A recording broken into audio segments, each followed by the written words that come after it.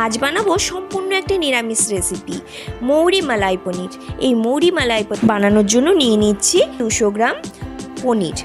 এই 200 গ্রাম পনিরকে আমি খুব ভালোভাবে একটা ছুরির সাহায্যে কিউব করে কেটে নিচ্ছি।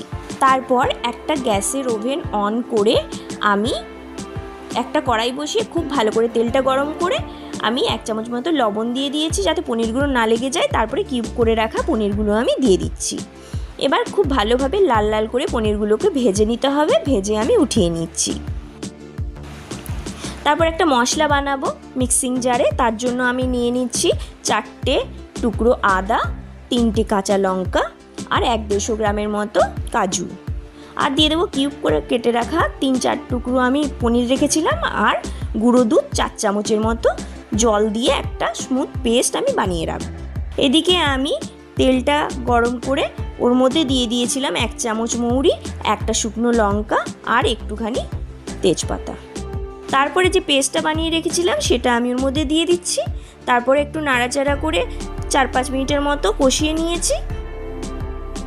তারপর দিয়ে দিচ্ছি 1 চামচ লবণ, 1 চামচ হলুদ, 1 চামচ ধনিয়ার গুঁড়ো আর 1 চামচ গরম মশলার গুঁড়ো।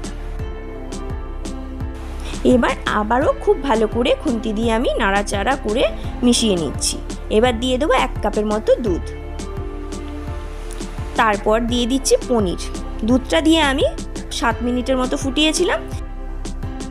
তারপর দিয়ে দিচ্ছি 1 চামচ চিনি আর গুঁড়ো করে রাখা মৌরি। এবার খুব ভালো করে আমি মিশিয়ে নিচ্ছি। এবার রেডি পুরো মৌরি মালাই পনির। এরকম করে বানিয়ে খাবেন, রুটি পরোটা সব কিছুর সাথে নিরামিষ দিনে ভীষণ সুন্দর লাগে। মাছ মাংস ফেল হয়ে যাবে। একবার বানিয়ে খেয়ে জানাবেন কেমন হতো।